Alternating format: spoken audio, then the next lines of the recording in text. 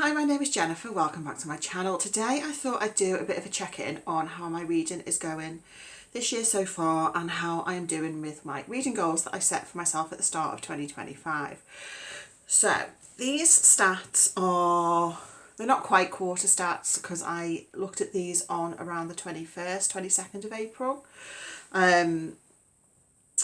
So what we'll do is we'll look at some of the Storygraph stats, look at my DNF rates, look at what goals I set myself at the start of the year and how I'm doing with those. So some of them I'm doing all right on, I think, but some of them I'm definitely not doing as well as I thought I was. So this year so far I've read a total of 44 books. I haven't set myself a numerical sort of target this year in terms of how many books I want to read because for me I just don't find that a helpful thing to do. I always read as much as I can because my default setting is to be reading a book, but obviously, you know, life gets in the way, work sadly gets in the way of reading time, and things like that. So 44 books read so far. DNF'd 24 books so far this year, which makes my DNF rate for the year so far around 35%.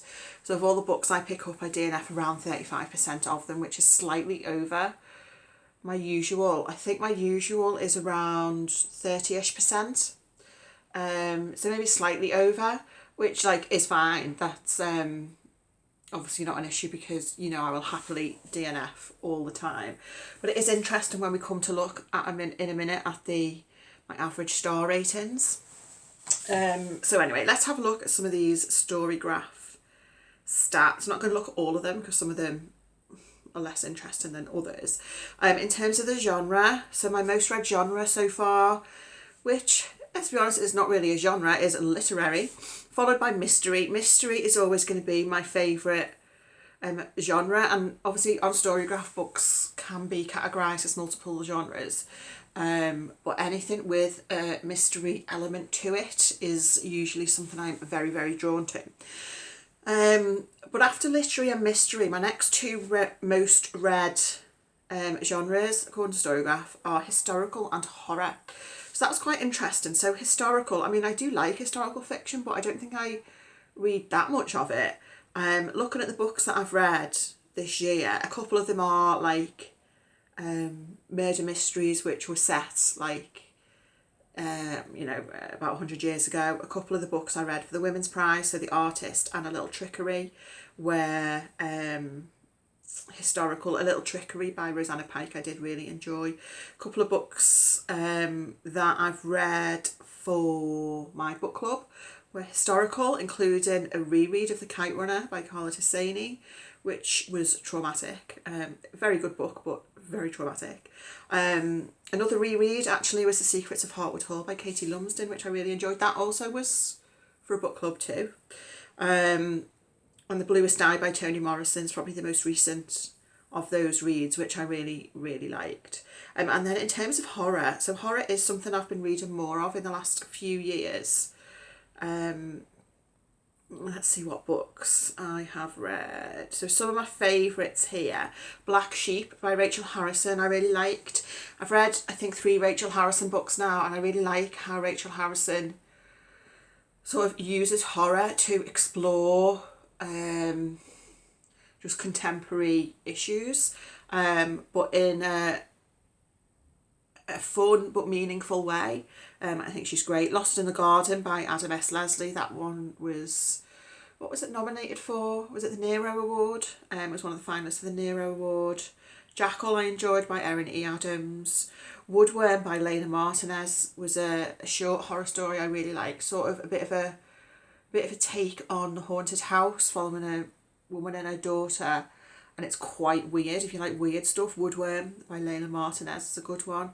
Another horror I really enjoyed was Patricia Wants to Cuddle by Samantha Allen. That was a lot of fun. That was sort of a take on reality TV show, a bit like The Bachelor. That was great. That was a lot of fun. So those are my genres so far. let's see. And then I thought we'd look at the star ratings. So let me check at the time I did these stats. So my average star rating is 3.28. Now, which, I mean, I think that's generally where I tend to fall. I think I probably rate my book slightly lower than what a lot of people do, because for me 3 stars means it's a good book. It means I definitely liked it. And 2 stars for me generally means it was just like okay, not great. But what's interesting I think about this is that I've had quite a lot of 2-star books. And you might think, why didn't I DNF them?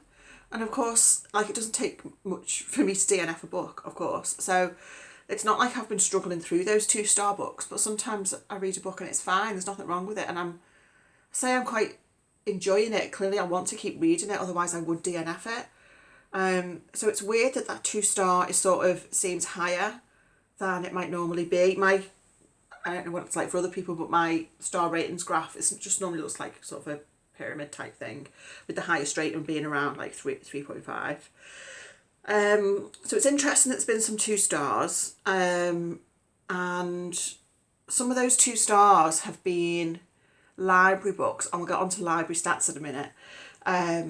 Library books that I've been like really keen to read, so I'm trying to not overload myself with library books. I'm trying to read from my shelves, and I do use the freeze hold function on the library website quite a lot. So rather than automatically getting a book and then getting it out and reading it, I'll list the ones that I put hold on, but I'll freeze them and wait till I'm ready to go get them.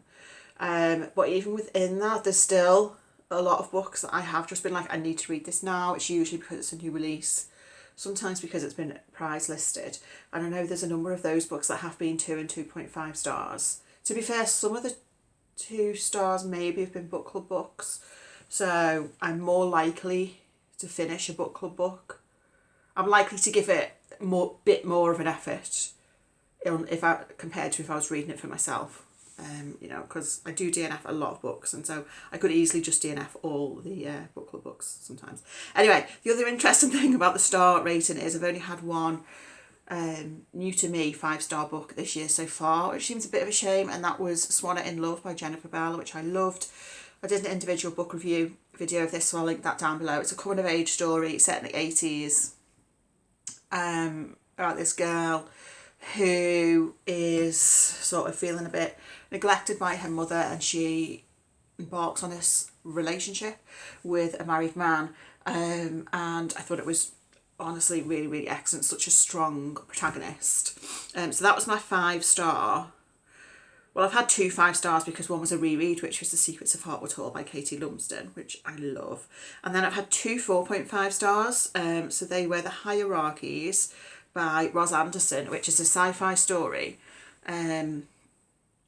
about this character called Sylvie, who is like a synthetic woman who has been created to her husband's specifications, and it looks at sort of gender and the role of technology in a really interesting way. And my other 4.5 star was He Who Whispers by John Dixon Carr, which I do have a copy of, which is a golden age murder mystery which I just read recently, which was a lot of fun. That'll be in my April wrap up. So yeah, so I would like to get a few more 5 stars, a few more 4.5 stars. So if we have a look at the goals I set myself for 2025, where are they? Okay. So the first goal was just to participate and complete the Ben Reads Good prompts for 2025. And I have completed all the prompts so far. I will say there's 1 prompt per month. I haven't necessarily done them in the right month, but I've done them all so far. So I'm counting that as a win. I had a goal to read some classics. Now, let's see, how did I word my goal? So I came up with a list of 8 classics that I was interested in reading soon, whatever soon is. And I said I'd like to read at least 4 in 2025. So the thing with classics is I don't read a lot of classics and I need to be in the mood for it. So yeah, I'm not doing great on this goal because of those 8 books I said I would like to maybe get to this year. I've only picked up one of them and I DNF'd it. That was Wuthering Heights, which I think is still behind me, by Emily Bronte, which I've DNF'd in the past. And I just find Wuthering Heights really, really impenetrable. Like I literally cannot understand it. I'm sure it's a great book, but I just can't understand it. So that was a DNF. So the other books on that classics list were Great Expectations by Charles Dickens, Villette by Charlotte Bronte, The Mayor of Casterbridge by Thomas Hardy, The Moonstone by Wilkie Collins. I do have a copy of that. That might be one for maybe like October time. Uncle Silas by Sheridan Le Fanu, and Alice in Wonderland by Lewis Carroll. So Alice in Wonderland I do own. So I've put it on this TBR trolley to encourage me to read it sooner rather than later. Does this have... I think this has... yeah, Through the Looking Glass as well. Are they always published together? I don't know. Anyway, so that one I'm hoping to get to soon, and then I'll try and see if I can get myself in the mood for some of these other classics. My next goal was to read some books in translation. So I said, my notes are all over the place. So last year, 2024, I read 15 works in translation, which was about 11% of my reading.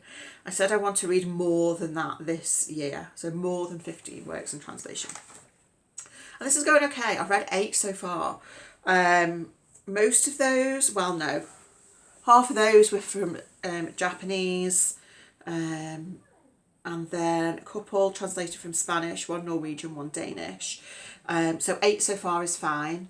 And I do have a number of translated stuff on my physical TBR as well.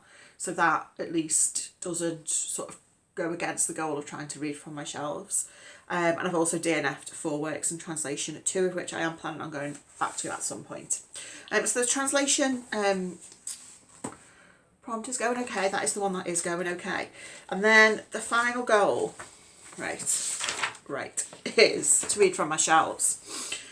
So the aim behind this goal of reading from my physical TBR is because what I would like to do is convert one of these like shelves from being a physical TBR to a read book shelf. So books that I've read and want to keep, because there isn't that much space, and I've got like, these are books I've read, I've got like piles of books sort of all over the place, so I could do with converting one of these TBR shelves to a read shelf. That's my aim. So when I looked at this and I was planning this goal, I said I had about 115 books on my physical TBR. That is a little bit of a vague number because there's always like little pockets of books in different places on shelves and stuff. So it was around 115. And I said ideally get it to around 90 books on the TBR, which obviously is a reduction of 25 books, which I reckon is about how many books is on one of these shelves. So that was the goal. And I thought I was doing okay, but not great on this, but I was actually doing worse than I thought. So of the books I've picked up so far this year, so that includes DNF, so any books I've picked up and either finished or DNF'd, only a quarter of those have come from my physical TBR, and 3/4 have come from the library. It's almost like I haven't even made an effort with that goal, isn't it? And I think probably that's not helped by the fact I did join another library like a couple of months ago. So I have like 4 libraries on the go. Well, 3 main ones and 1 at work, which I don't use that often. So yeah, and using the library is never a bad thing, right? And I am happy to have a reasonable amount of physical TBR. But what I don't want is, I don't want books to be sitting here for years and years, and I'm just never reading them because I'm not interested. So what's the point of that? And as I say, I would like to create more space for the books that I want to keep. So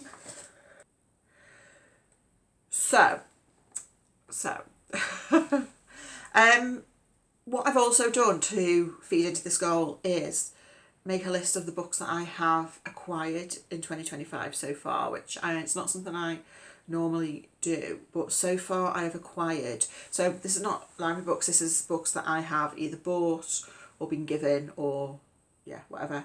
So that's 13 books this year so far. Of those 13, one was free, used, 5 I bought second hand, 1 was a gift, and 6 I bought new.